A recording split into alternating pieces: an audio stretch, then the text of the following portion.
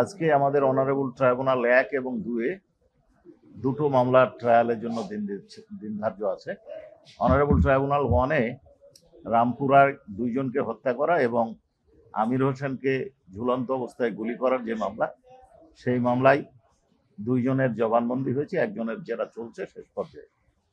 ওই যে দুইজনের জবানবন্দি হয়েছে তাদের। আর আবু সাঈদের মামলায় আমরা দুইজনের সাক্ষীর হাজিরে দিয়েছি। 12তম সাক্ষী হিসেবে রেজা সাক্ষী দিয়েছেন। বিশ্ববিদ্যালয় ছাত্র ছিলেন ওই সময়, আকিব রেজা খান। ওই সময় বিশ্ববিদ্যালয়ের তৃতীয় বর্ষের ত্রিপলি বিভাগের ছাত্র।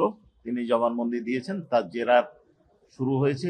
আমির হোসেন এবং সুজন চন্দ্র রায় দুজনের পক্ষে তার জেরা করা হয়েছে। বাকিদের জেরা 2:30টার সময় শুরু হবে।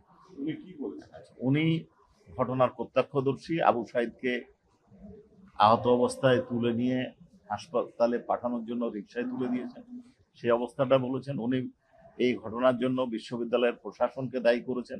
কয়েকজন শিক্ষক কর্মচারীর নাম বলেছেন, পুলিশ কর্মকর্তাদের নাম বলেছেন, যারা এই হত্যাকাণ্ড ঘটিয়েছে, যারা আবু সাঈদকে আহত করেছে, লাঠিচার্জ করেছেন, যারা আবু সাঈদকে গুলি করেছে, তারা বিশ্ববিদ্যালয়ের ভেতর থেকে ঢিল মেরেছেন এবং একজন শিক্ষক ঢিল মেরেছেন, কর্মকর্তারা ঢিল মেরেছেন, এটা বলেছেন। বিশ্ববিদ্যালয়ের কয়েকজন পুলিশের নাম বলেছেন উনি। আরিফ সাহেবের নাম বলেছেন এবং কনস্টেবল সুজন চন্দ্র রায় এবং আরেকজনের নাম বলেছেন।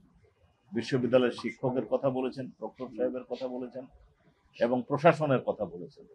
এবং ওনার পরিষ্কার মত যে বিশ্ববিদ্যালয়ের প্রশাসনের নিষ্ক্রিয়তা, নীরবতা এবং বিশ্ববিদ্যালয়ের প্রশাসনের গাফিলতির কারণেই এই হত্যাকাণ্ড সংঘটিত হয়েছে। প্রাণ সসের মাখামাখি টেস্ট নুডলসকে করে তোলে আরো ইয়ামি, আরো জোস। প্রাণ সস, সসের বস। আমাদের প্রসিকিউশন টিম থেকে একজন সাক্ষীর অসুস্থতার কথা একদিন বলা হয়েছিল, কিন্তু বাকি যে বিষয়টা ছিল সেটা হচ্ছে যে মামলা পরিচালনার ক্ষেত্রে আমাদেরকে পলিসিগত সিদ্ধান্তে চলতে হয়। আমরা অপেক্ষা করছিলাম যে ট্রাইব্যুনাল 1-এ আবু সাঈদ হত্যাকাণ্ডের দুটো পার্ট, একটা হচ্ছে শেখ হাসিনা, আসাদুজ্জামান খান কামাল এবং চৌধুরী আব্দুল্লাহ মামুন, তার সাক্ষ্যটা কমপ্লিট হলে সেই সাক্ষীটা আমাদেরকে ট্যালি ত্রুটি বিচ্যুতি দেখতে হবে। এছাড়াও আয়ো সাহেব অন্য দুটো মামলা ইনভেস্টিগেশনে ব্যস্ত ছিল। আমি ব্যক্তিগতভাবে একটু কাজে গেছিলাম বিভিন্ন কারণে। এইটা খুব বড় ধরনের কিছু ত্রুটি বা সমস্যা নয়, এটা স্বাভাবিক প্রক্রিয়া। মামলার যে কোনো সময় অ্যাডজর্নমেন্ট হবে, কোনো সময় বেশি সাক্ষী হবে। এই ক্ষেত্রে প্রসিকিউশন মামলা ডিলে করার বা ডিলে হচ্ছে এই ধরনের কোনো চিন্তা করার কারণ নেই। দ্রুততম সময়ের মধ্যে মামলার সাক্ষ্য গ্রহণ শেষ হয়েছে। আজকে 12 নম্বর সাক্ষী হয়েছে। আমরা আশা করছি যে 30 থেকে 35 জন সাক্ষী দিয়ে মামলা করছে। ট্রাইব্যুনালের নিরাপত্তার বিষয়টা টোটালি আইন শৃঙ্খলা রক্ষাকারী বাহিনীর বিষয়। তারা এটা দেখবেন বা তাদেরই দেখার দায়িত্ব।